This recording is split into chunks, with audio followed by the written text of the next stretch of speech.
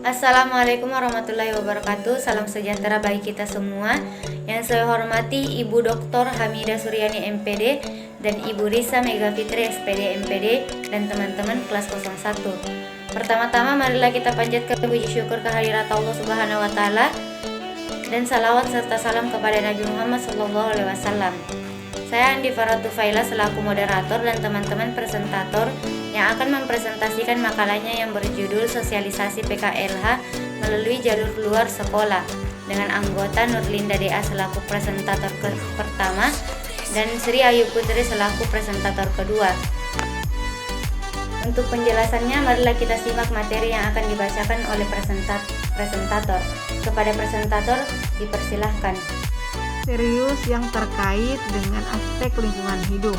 Yang pertama, pertambahan penduduk yang tinggi dapat menyebabkan tingginya tekanan pada lingkungan. Yang kedua, bertambahnya aktivitas pembangunan yang cenderung mempengaruhi lingkungan alamiah. Yang ketiga, gunung dan bukit yang gundul menyebabkan erosi, longsor, banjir, serta sedimentasi di bagian bawah.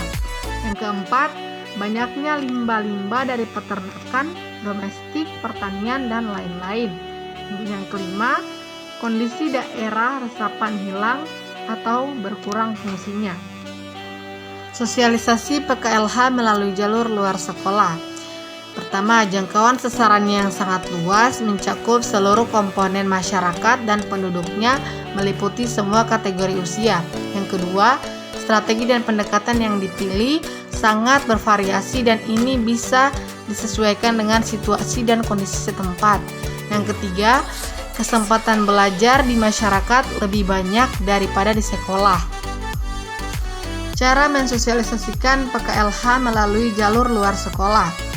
Adapun cara mensosialisasikan PKLH kepada masyarakat, khususnya mahasiswa, mahasiswi, yaitu sebagai berikut. Yang pertama, memberikan pemahaman tentang konsep kependudukan dan lingkungan hidup. Yang kedua, memberikan pemahaman tentang adanya masalah kependudukan dan lingkungan hidup. Yang ketiga, menumbuhkan kesadaran akan perlunya mengatasi masalah kependudukan dan lingkungan hidup.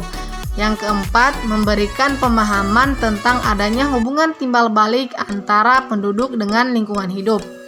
Kelima, mengembangkan sikap positif terhadap pembentukan lingkungan hidup yang serasi yang menjamin kelangsungan hidup manusia. Yang keenam, mengembangkan keterampilan untuk membina keluarga dan kelestarian lingkungan hidup. Ketujuh, mengembangkan partisipasi aktif dalam usaha meningkatkan kualitas penduduk dan kelestarian lingkungan hidup. 8. Pendidikan, pelatihan, seminar, seresehan di bidang lingkungan hidup, masalah dan penanganan. Kesembilan, pembinaan kelembagaan pengelolaan lingkungan hidup. Yang terakhir, aksi sosial bersama masyarakat untuk menangani lingkungan di setiap wilayah. Adapun upaya pelestarian lingkungan antara lain melalui upaya-upaya sebagai berikut. Yang pertama, larangan pembuangan limbah rumah tangga agar tidak langsung ke sungai. Kedua, penyediaan tempat sampah terutama di daerah pantai yang dijadikan lokasi wisata. Ketiga, menghindari terjadinya kebocoran tangki pengangkut bahan bakar minyak pada wilayah laut. Keempat, memperlakukan surat izin pengambilan air terutama untuk kegiatan industri yang memerlukan air. Kelima, netralisasi limbah industri sebelum dibuang ke sungai. Dengan demikian, setiap pabrik atau industri wajib memiliki unit pengolah limbah yang dikenal dengan istilah instalasi pengelola air limbah atau IPAL. 6. Mengontrol kadar polusi udara dan memberi informasi jika kadar polusi melebihi ambang batas yang dikenal dengan emisi gas buang. 7. Penegakan hukum bagi pelaku tindakan pengelola sumber daya perikanan yang menggunakan alat tangkap ikan pukat, harimau, atau sejenis yang bersifat merugikan. Kedelapan, pencagaran habitat-habitat laut yang memiliki nilai sumber daya yang tinggi seperti yang diberlakukan pada Taman Laut Bunekan dan Kepulauan Seribu. Adapun upaya pelestarian udara agar tetap sehat dan bersih antara lain melalui upaya-upaya sebagai berikut. Yang pertama, menggalakkan penanaman pohon ataupun tanaman hias di sekitar kita. Tanaman yang dapat menyerap gas-gas yang membahayakan bagi manusia. Tanaman yang mampu memproduksi oksigen melalui proses fotosintesis. Yang kedua, mengupayakan pengguguran emisi atau pembuangan gas sisa pembakaran, baik pembakaran hutan maupun pembakaran mesin. Asap yang keluar dari knalpot kendaraan dan cerobong asap merupakan penyumbang terbesar kotornya udara di perkotaan dan kawasan industri.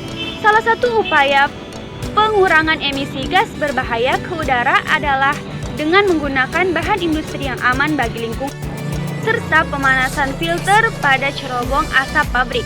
Ketiga, mengurangi atau bahkan menghindari pemakaian gas kimia yang dapat merusak lapisan ozon di atmosfer. Gas freon yang digunakan untuk pendingin pada AC maupun kulkas serta dipergunakan di berbagai produk kosmetika adalah gas yang dapat bersenyawa dengan gas ozon sehingga mengakibatkan lapisan ozon menyusut. Lapisan ozon adalah lapisan di atmosfer yang berperan sebagai filter bagi bumi karena mampu memantulkan kembali sinar ultraviolet keluar angkasa yang dipancarkan oleh matahari. Adapun upaya untuk melestarikan laut dan pantai dapat dilakukan dengan cara 1. Melakukan reklamasi pantai dengan menanam kembali tanaman bakau di area sekitar pantai. Kedua, melarang pengambilan batu karang yang ada di sekitar pantai maupun di dasar laut karena karang merupakan habitat ikan dan tanaman laut. 3. Melarang pemakaian bahan peledak dan bahan kimia lainnya dalam mencari ikan. Dan yang terakhir, melarang pemakaian pukat harimau untuk mencari ikan. Dengan melakukan tindakan dalam lingkungan, maka kita dapat menjaga lingkungan bagi berbagai bencana.